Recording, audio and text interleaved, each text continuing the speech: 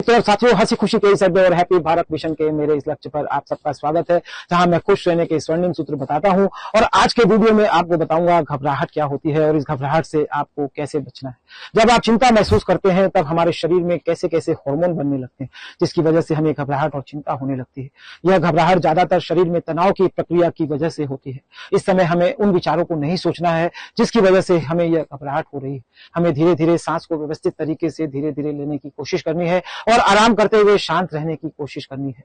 ज्यादातर हमें घबराहट कुछ भविष्य के विचारों की वजह से होती है, जो घटना घटित नहीं हुई है उनके घटित हो जाने के भय से होती है। इन विचारों को हम भविष्य के व्यर्थ विचारों की एक टोकरी भी कह सकते हैं, जो हमारे मस्तिष्क में घूमने लगते हैं। कुल मिलाकर सारा खेल हमारे विचारों का ही होता है, जिसकी वजह से हमें बेचैनी और घबराहट होने लगती है, हमारा तनाव बढ़ने लगता है। उस समय हमारे अंदर कोर्टिसोल नाम का हार्मोन अधिकता से बढ़ने लगता है और हम घबराहट और चिंता में पड़ने लगते हैं। सुबह सुबह इस हार्मोन का निर्माण सभी मनुष्यों के शरीर में अधिकांश होता है। जब जब घबराहट और कमजोरी हमें महसूस होती है, तनाव महसूस होता है, तो हमारा शरीर थकावट को महसूस करता है। ऐसे समय में हमें अच्छे विचार का भोजन अपने मन को, अच्छा भोजन अपने शरीर को और दोनों के संतुलन के लिए हमें व्यायाम पर ध्यान देना जरूरी होता है। घबराहट के कुछ विशेष लक्षण हमारे शरीर में घटित होने लगते हैं, जैसे इस समय हमारे दिल की धड़कनें तेज होने लगती है, पसीना आने लगता है, हमारे हाथ पांव कांपने लगते हैं, हमें चक्कर आने लगता है और हमें सांस लेने में परेशानी होने लगती है। कई बार घबराहट की वजह से हमें उल्टियां भी होने लगती है।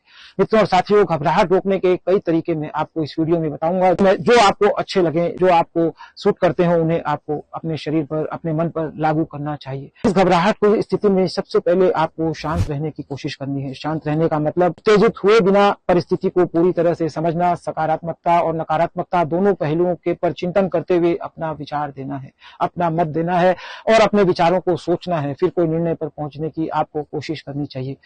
इस समय आपको किसी भी हाल में मन में शांति बनी रहे, आप शांत रह सकें, इसके लिए कुछ विशेष क्रियाएं करनी है और आपको ध्यान रखना है। शांत रहने के लिए आपके तरीकों को सीखना और जानना चाहिए। इनमें से कुछ तरीके तन, कुछ तरीके हमारे मन और कुछ तरीके हमें व्यवहार के अंतर्गत प्रयोग करने आने चाहिए। शांत रहने के लिए हमें स्वयं को, अपने आप को तैयार करना होता है। अगर हम बाहरी किसी परिस्थिति, व्यक्ति या किसी माहौल की वजह से परेशान हैं, तो इसका मतलब यह है कि हमारे स्वयं के अंदर ही अशांति है, अन्यथा हम परेशान या अशांत नहीं हो सकते। हमें अपने मन को शांत करने के लिए सबसे पहले हमें गहरी सांस लेनी चाहिए। हमें समय समय पर अपनी सांसों की जांच करनी चाहिए, कहीं हमारी सांसें छोटी तो नहीं हो रही। अगर ऐसा नजर आए तो हमें मन की शांति के लिए, अच्छे स्वास्थ्य के लिए थोड़ा थोड़ा सांस की गति को तेज करना और सांसों को बड़ा करने की जरूरत है। प्राणायाम या प्रातःकालीन भ्रमण इसके लिए आपको करना चाहिए। अपने सांसों को सही गति प्रदान करना पैदल चलने से ठीक हो जाता है, जिससे हमारा मन भी शांत रहता है और हम खुशी का अनुभव करते हैं। इस घबराहट को रोकने के लिए हमें सुबह सुबह योग करने की भी आदत विशेष रूप से डालनी चाहिए। इस घबराहट के समय आपको मीठी नींद लेने की हर संभव कोशिश करनी है। मन की शांति के लिए अगर आप भरपूरता से मीठी नींद लेते हैं तो यह आपके तन और मन दोनों को स्वस्थ रखती है। जब आप पूरी नींद लेते हैं, इस नींद के दौरान आप ब्रह्मांड की शक्तियों से अपने मस्तिष्क की कमजोर हुई शक्तियों को फिर से चार्ज कर पाते हैं। इस समय आप ब्रह्मांड के संपर्क में अपने तन और मन दोनों को ले जाते हैं, जिससे आपको आंतरिक शांति की अनुभूति होती है। आपका मन घबराहट से शांत हो पाता है, क्योंकि शांति और सकारात्मकता पर ही वास्तव में दिन भर की खुशी निर्भर करती है। शांत रहने के लिए आपको प्रत्येक परिस्थिति में सकारात्मक पहलुओं पर ही ध्यान देना है। हमेशा इस बात को मानना है कि प्रत्येक परिस्थिति का निर्माण आपके कल्याण के लिए ही हुआ है। शांत रहने के लिए आपको अपने संग की भी ध्यान रखने की जरूरत है। शांत रहने के लिए आपको सकारात्मक लोगों का संग करना चाहिए और अपने दिमाग और मन को प्रशिक्षण देने के लिए आपको सकारात्मक लोगों से ही सलाह करनी चाहिए। इसके लिए आप किसी संत या गुरु के पास भी जा सकते हैं। वर्तमान में आपका क्वेश्चन आप YouTube पर टाइप करके भी अपने प्रश्नों का उत्तर जान सकते हैं। शांत रहने के लिए आपको ध्यान करना भी जरूरी है। इसके लिए आपको इस ध्यान क्रिया को भी सीखना है। बचपन से 55 तक की उम्र में हर काम के लिए आपको यह कहा जाता है, ध्यान से करो। आपको हर काम ध्यान से करना है, ध्यान से ही कहीं जाना है। और कमाल की बात है, अधिकांशतर मनुष्यों को इस ध्यान के बारे में पता ही नहीं होता कि यह ध्यान कैसे होता है। ध्यान हमें जरूर सीखना है, क्योंकि यह ध्यान हमारे मन की शांति की अचूक औषधि है और वर्तमान में इसे आप YouTube वीडियो पर भी आसानी से सीख सकते हैं। मन की शांति के लिए आपको आभार की भावनाओं को प्रकट करना भी सीखना चाहिए। आभार की आदत भी डालनी जरूरी है। जब हम आभार प्रकट करने की आदत रखते हैं तो उससे कई गुना अधिक सामने वाले से हमें और मिलने लगता है। इसलिए हमें आभार को प्रकट करना भी सीखना जरूरी है। हमारा स्वभाव हमारा प्रभाव छोड़ने और हमें शांत रखने में अद्भुत शक्ति देता है। हम जैसे व्यक्तियों के संग अपना समय व्यतीत करते हैं, वैसा ही हमारा स्वभाव और संस्कार भी बनने लगता है। इसलिए अधिक से अधिक हमें अच्छे स्वभाव वाले ज्ञानी व्यक्ति के साथ ही समय को व्यतीत करना चाहिए। अपने गुरु और सलाहकार के साथ हमको वक्त बिताना है और ज्ञानी व्यक्तियों की बातों को अपने जीवन में अमल भी करना सीखना है। जैसे जैसे हम जितना ज्ञान ग्रहण करते हैं, वैसे वैसे हम शांत होते चले जाते हैं। इस कड़ी में मित्रों और साथियों, जब आपको घबराहट हो तो आपको आध्यात्म से जुड़े लोगों के साथ भी बैठना उठना है।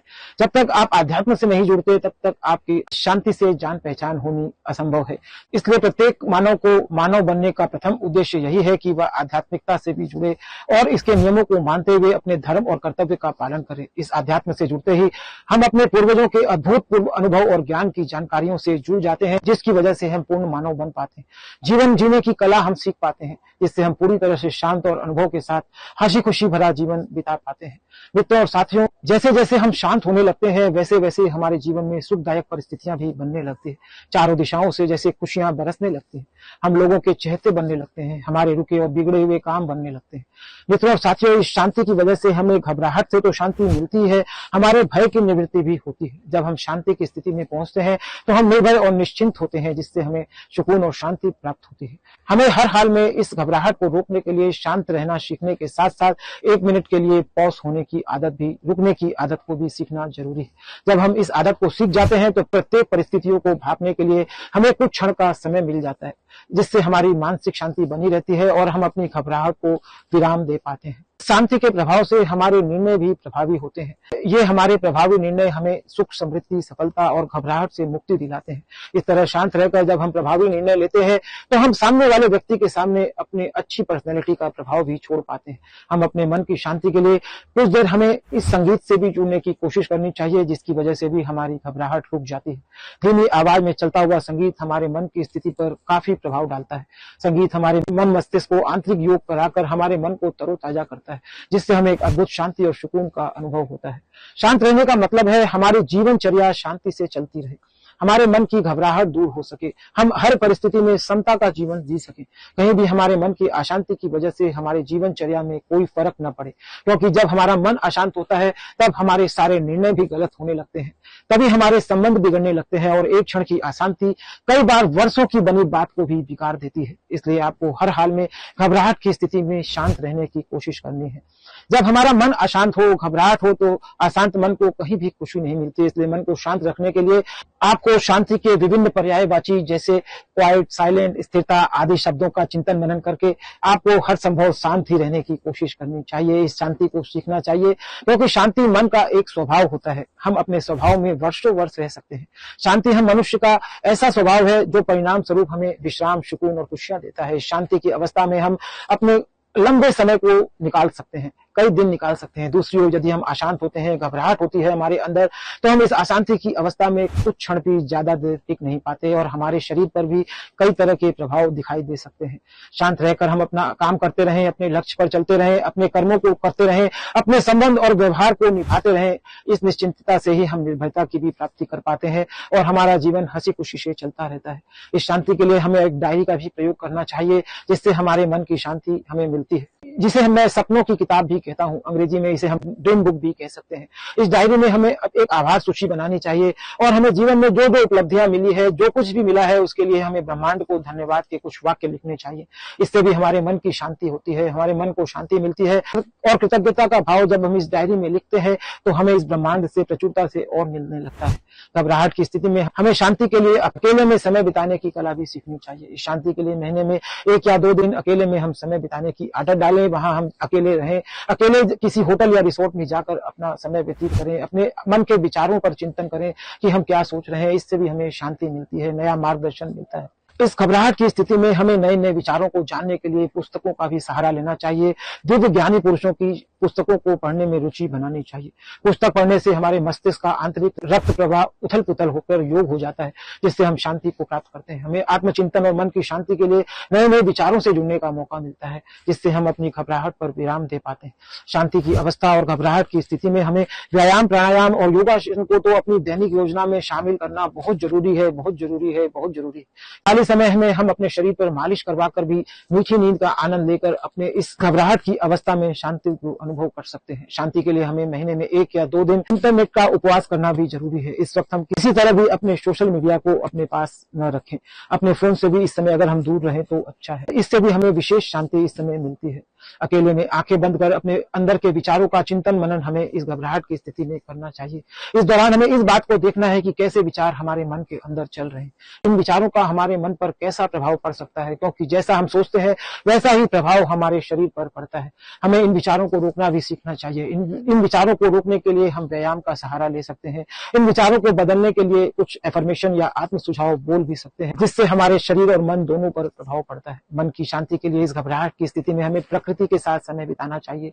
फूल पत्तों की खुशबू लेनी चाहिए, प्रकृति के पेड़ों की खुशबू लेनी चाहिए, सूर्य स्नान करना चाहिए और सूर्य से प्रार्थना भी करनी चाहिए। मिट्टी की खुशबू का अनुभव करना चाहिए ताकि हमारी घबराहट दूर हो सके। इस घबराहट को दूर करने के लिए हम व्यर्थ ही हंसने की आदत भी रखें, हंसने की आदत बनाएं। इससे हमारे अंदर हास्य योग हो जाता है। हम हास्य के द्वारा मन की क्रियाओं को, मन के हार्मोन्स को योग करा पाते हैं। दिए गए इस मुफ्त उपहार हंसी में हमारी खुशी और शांति दोनों छिपी होती है। हमेशा याद रखिए, जो चीजें मुफ्त है वह बहुत कीमती है, जैसे हवा, पानी, सांसें, प्रकृति की खुशबू, सूर्य की किरणें, हंसी, ये सब हमें भगवान और ईश्वर से मुफ्त मिले, जिसकी कीमत को कोई नहीं आंक सकता। ये हमारे मन को शांत और निश्चिंत रखने के लिए औषधि स्वरूप हमारे जीवन में काम आती है, जिसका हमें फायदा लेना चाहिए और घबराहट के समय इन सूत्रों का आपको प्रयोग करना चाहिए। शांत रहने से किसी भी तरह आप आसानी से उन चुनौतियों से निकल जाते हैं। सारी स्थितियां अपने आप ही अनुकूल होने लगती है। शांत रहने से हमारी बुद्धि भ्रमित नहीं होती, जिससे हमारे ज्ञान की विस्मृति नहीं होती और हम शांत रहकर आसानी से हर स्थिति का नियंत्रण कर पाते हैं। शांति कुल मिलाकर हमारे आत्मा का आभूषण है। इसके लिए हर मानव को इस शांति से जुड़ना चाहिए और घबराहट की स्थिति में अपने परमात्मा से आत्मा का मिलन कराकर हमें शांत रहने की कोशिश करनी चाहिए। इसके लिए आप किसी मंत्र, ओम या राम के नाम का सहारा भी ले सकते हैं। हम मानव की ऊर्जा का द्वार ऊपर की ओर से शक्ति लेता है, जबकि वृक्ष नीचे की जड़ से शक्ति लेते हैं। जब हम गर्दन के ऊपर वाले मस्तिष्क के भाग, नाक, कान और मुंह और आंख के द्वारा प्राकृतिक शक्तियों से ऊर्जा अपने शरीर को देते हैं, तब हम इस घबराहट की स्थिति में भी शांति को प्राप्त कर लेते हैं। शांति के लिए हमें किसी न किसी मंत्र से भी जुड़ना चाहिए, तब हमारी घबराहट में हमें अनुकूल मार्ग दिखाई देता है। ओम मंत्र का सहारा हमारे शास्त्रों में दिव्य बताया गया है। यदि हम ओम मंत्र का जप या राम नाम का जप हम निरंतरता से करते हैं तो हमें घबराहट की स्थिति में निश्चित रूप से मार्गदर्शन मिलता है। मन की अशांति की अवस्था में, घबराहट की अवस्था में हमें निर्णय लेने से हर संभव बचना है और खूब सूझबूझ कर थोड़ा समय देकर ही निर्णय लेना है। सत्संग के किसी गुरु और ज्ञानी पुरुष के पास आपको समय व्यतीत करने की जरूरत है। उनसे अपने मन के उथल पुथल को शेयर करके जो मार्गदर्शन वो बताएं उसके अनुसार आपको चलना है। इससे आपका मन शांत होता है और आपके मन की घबराहट दूर होती है। मित्रों, साथियों, इस तरह आपकी घबराहट को दूर करने के लिए आपको शांत रहने के सूत्रों को सीखने की जरूरत है और हर संभव घबराहट की स्थिति में आपको शांति बनाकर रखने की जरूरत है। तभी आप वास्तव में इन परिस्थितियों को पार कर सकेंगे। मित्रों, साथियों, इस तरह परिस्थितियों का कोई अपना स्थान या वजूद नहीं होता। परिस्थितियां तो आते और जाते रहती है। ऐसा हमारे धर्मशास्त्र श्रीमद् भगवद गीता में भगवान श्री कृष्ण ने बताया है। आपका शांत बने रहना ही आपकी घबराहट के लिए दिव्य औषधि बनता है। मित्रों, साथियों, इस तरह मैं हंसी खुशी के अड्डे इस चैनल पर इस तरह खुश रहने के लिए, जीवन में शांत रहने के लिए दिव्य सूत्र बताता हूं, जिसका आपको आनंद लेना चाहिए और शेयर भी करना चाहिए ताकि आप और लोगों को भी इसके बारे में जानकारी हो। धन्यवाद। Thank you.